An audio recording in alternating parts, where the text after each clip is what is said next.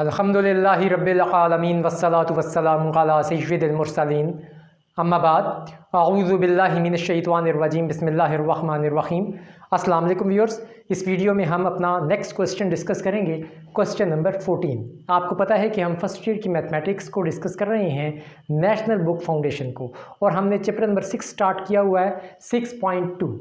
Question number 13 तक हम discuss कर चुके हैं और आज क्वेश्चन नंबर 14 से स्टार्ट करेंगे। क्वेश्चन नंबर 14 है व्यूअर्स, हाउ मैनी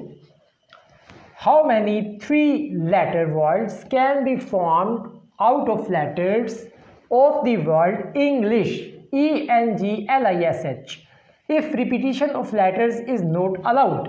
यानी कि क्या कहा जा रहा है व्यूअर्स, ये हमारे पास लेटर्स हैं ENGLISH इंग्लिश, इनको हमने, हमारे पास चॉइसेस 3 है, ठीक है ना। अब सवाल पहले आप समझें, देखिए हमारे पास 3 जगह, हमने इन 3 जगहों पर इन कि ये कितने लेटर्स हैं जी, 1 2 3 4 5 6 7 लेटर्स को अरेंज करना है। तो कितनी अरेंजमेंट्स बनेगी? मिसाल के तौर पे पहली अरेंजमेंट ये बन जाती है ENG, फिर दूसरी अरेंजमेंट में ये बना देता हूँ ENL, ठीक है, जी को छोड़ दिया, फिर आगे ENI ENS ENL, इस तरह टोटल अरेंजमेंट्स कितनी बनेंगी? तो उसके लिए हम व्यूअर्स एक फार्मूला अप्लाई करते हैं, और क्या है, repetition is not allowed, repetition allowed नहीं है। तो सिंपल हम क्या करेंगे, टोटल नंबर्स कितने हैं, यानी n इसमें क्या है, 1 2 3 4 5 6 7, n 7 है, और r इसमें क्या है, नंबर ऑफ चॉइसेस के हैं 3। तो फार्मूला हम लगाएंगे n PR फार्मूला होता है, तो n की जगह पे 7P3 हो जाएगा, तो ऊपर हो जाएगा 7 फैक्टोरियल, नीचे हो जाएगा 7 - 3 फैक्टोरियल, ठीक है। तो ये क्या होता है, ऊपर हम फैक्टोरियल को ओपन कर देते हैं, 7 × 6 × 5 × 4 फैक्टोरियल तक करते हैं, नीचे इसको हम करेंगे तो ये 7 - 3 4 फैक्टोरियल हो जाएगा, 4 से ख़त्म हो जाएगा, ठीक हो गया व्यूअर्स। अब 7 6 और 5 को अगर हम मल्टीप्लाई करेंगे तो ये आंसर आएगा 210, ठीक है। आपने इसको कैलकुलेटर से कर लेना, मैंने पहले से इसको किया हुआ, ये हमारा रिक्वायर्ड आंसर होगा, ठीक है व्यूअर्स, 210, यानी कि 210 टोटल अरेंजमेंट्स बनेंगी 3 चॉइसेस के ऊपर, ठीक है। तो इजी सा सवाल था, छोटा सा सवाल था। तो अब हम इसका अगला सवाल देखते हैं, क्वेश्चन नंबर 15। चलिए व्यूअर्स, अब नेक्स्ट क्वेश्चन नंबर 15 स्टार्ट करते हैं। Fatima wants to arrange 5 mathematics, 3 English and 2 Urdu books on a book shelf. If the book on same subject are together, find all possible arrangements. Viewers, Fatima के पास 3 categories की किताबें हैं, mathematics की, English की और उर्दू की। वो उन किताबों को बुक शेल्फ में रखना चाह रही है, लेकिन वो इस तरतीब से रखना चाह रही है कि मैथमेटिक्स की बुक्स एक साथ हों, इंग्लिश की बुक एक साथ हों और उर्दू की बुक्स भी एक साथ हों। मैं आपके सामने पहले एक डायग्राम बना देता हूँ, और ये आपको पता है कि मैथमेटिक्स की 5 किताबें हैं, इंग्लिश की 3 हैं और उर्दू की 2 हैं। ये बुक क्वेश्चन में दे दिया गया। मिसाल के तौर पर व्यूअर्स, बुक शेल्फ का वो जो एक खाना है उसको मैं बनाता हूँ आपके सामने। अब मिसाल के तौर पे हम पहले रख रही है वो इंग्लिश की बुक्स, ठीक है ना। फॉर एग्जांपल पहले मैथ्स की बुक रख रही है, तो M1, फिर M2, फिर M3, फिर M4, फिर M5, ठीक है ना। ये मैथ्स की बुक्स उसने एक साथ रखी, क्योंकि वो ये चाहती थी कि मैथ्स की एक साथ ही हो, उसके दरमियान में इंग्लिश उर्दू ना हो। इसी तरह इंग्लिश की एक साथ हो, E1 E2 E3, और उर्दू की 2 बुक्स हैं, U1 और U2। व्यूअर्स, इस तरीके से बुक शेल्फ में उसने किताबें रखी, और पूछा ये जा रहा है टोटल अरेंजमेंट्स, पॉसिबल अरेंजमेंट्स कितनी हैं। देखें एक अरेंजमेंट तो ये हो जाएगी ना, लेकिन अब इसमें देखा जाए तो 3 सेट्स बन रहे हैं। एक बन रहा है मैथ का सेट, एक बन रहा है इंग्लिश का सेट और एक बन रहा है उर्दू का सेट। ये बेसिकली 3 सेट्स हैं, ठीक है ना।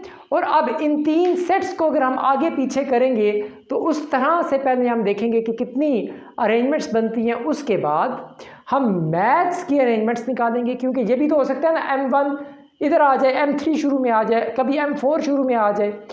फिर हम इंग्लिश की बुक्स की अरेंजमेंट्स निकालेंगे, इस तरह से भी हो सकता है ना E3 पहले आ जाए, E1 दूसरे नंबर पे आ जाए। फिर उर्दू की बुक्स की भी अरेंजमेंट्स निकालेंगे, फिर सारों को आपस में कंबाइन कर देंगे। देखें व्यूअर्स, सबसे पहले ये 3 सेट्स हैं 1 2 3, इनकी टोटल अरेंजमेंट्स कितनी होंगी। देखें ये पूरी की पूरी प्लेसेस, अगर मिसाल के तौर पे ABC 3 एलिमेंट्स हैं तो उसकी अरेंजमेंट्स कितनी बनती है, ABC इस तरह से, फिर ACB कर लें, फिर BAC कर लें, फिर BCA कर लें, फिर CBA कर लें और फिर CAB कर लें। देखें 1 2 3 4 5 6 अरेंजमेंट्स बनती हैं। तो लेकिन ये आप फार्मूले के ज़रिए से भी आप कर सकते हैं। इस पे हम फार्मूला लगाएंगे परम्यूटेशन का, कि यहाँ पे इस पे जो पहले लिखेंगे टोटल अरेंजमेंट्स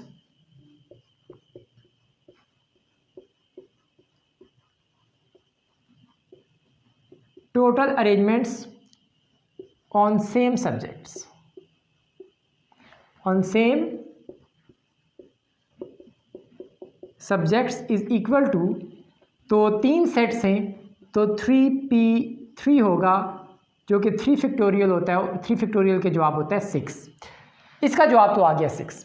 अब हम आगे मैथ्स की बुक्स की अरेंजमेंट्स निकालेंगे, कि ये मैथ्स की बुक्स भी तो आगे पीछे हो सकती हैं ना, होंगी एक साथ, लेकिन हो सकता है M5 पहले आ जाए, M1 आखिर में आ जाए, इसकी अरेंजमेंट्स कितनी निकलेगी। तो यहाँ पे हम हेडिंग देंगे, पहली हेडिंग हमारी ये होगी, दूसरी हेडिंग हमारी होगी मैथ्स अरेंजमेंट। आप चाहें तो मैथ्स बुक अरेंजमेंट्स भी लिख सकते हैं। तो इसका क्या हिसाब किताब होगा मैथ्स बुक अरेंजमेंट्स का। देखिए कितनी है, 1 2 3 4 5 हैं, तो ये आपस में आगे पीछे शफल होती रहेंगी। तो प्लेसेस कितनी है 5, बुक्स कितनी है 5, तो इसमें क्या फार्मूला लगा 5p5 5 फैक्टोरियल, ठीक है। नीचे 5 - 5 0 हो जाएगा, तो ये होता है 120, ठीक है। अब निकालते हैं हम next English books, English arrangements,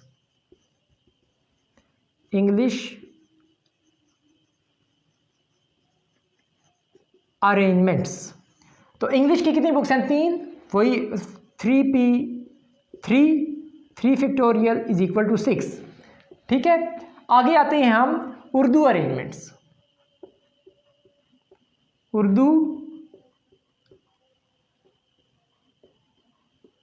Urdu books arrangements कितनी है 2 हैं, तो आप फार्मूला लगा दें 2p2 2 फैक्टोरियल 2 ही होता है।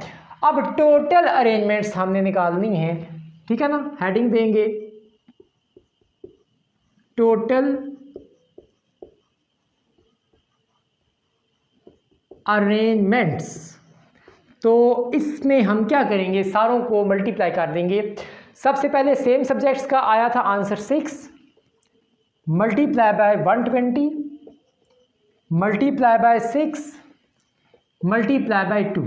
इन सारों को आपने व्यूअर्स कैलकुलेटर से मल्टीप्लाई करना है, और मैंने इसको ऑलरेडी कैलकुलेटर से मल्टीप्लाई किया हुआ है। इसका जवाब आता है 8640, 8640 इसका जवाब आएगा। 8640 यानी कि 8640 टोटल अरेंजमेंट्स होंगी, जिसमें क्या होगा कि मैथ्स की बुक्स, इंग्लिश की बुक्स और उर्दू की बुक्स होंगी एक साथ, लेकिन वो आपस में शफल होती रहेंगी। उनके दरमियान में इंग्लिश की बुक्स के दरमियान में मैथ्स की नहीं आएगी, मैथ्स की बुक्स के दरमियान में इंग्लिश होंगी एक साथ। तो ऐसी टोटल अरेंजमेंट्स कितनी बनेंगी 8640 अरेंजमेंट्स बनेंगी। उम्मीद है व्यूअर्स ये सवाल आपको समझ आ गया होगा। तो निहायत इंटरेस्टिंग किस्म का ये सवाल था कि बुक शेल्फ के अंदर बुक्स अरेंज करनी है और उनकी इस तरीके से अरेंज करनी है कि मैथ्स की बुक्स मैथ्स के साथ ही रहें, लेकिन आपस में बेशक आगे पीछे हो जाए। इंग्लिश की बुक्स इंग्लिश के साथ ही रहें, लेकिन आपस में बेशक आगे पीछे हो जाए। इसी तरह उर्दू की बुक्स। तो टोटल अरेंजमेंट्स हमने निकाली थी, कितनी बनती थी तो इस केस में मैथ्स की बुक 5 थी, इंग्लिश की बुक्स 3 थी, उर्दू की 2 बुक्स थी, तो टोटल अरेंजमेंट्स बनी 8640। तो उम्मीद है ये क्वेश्चन आपको समझ आ गया होगा।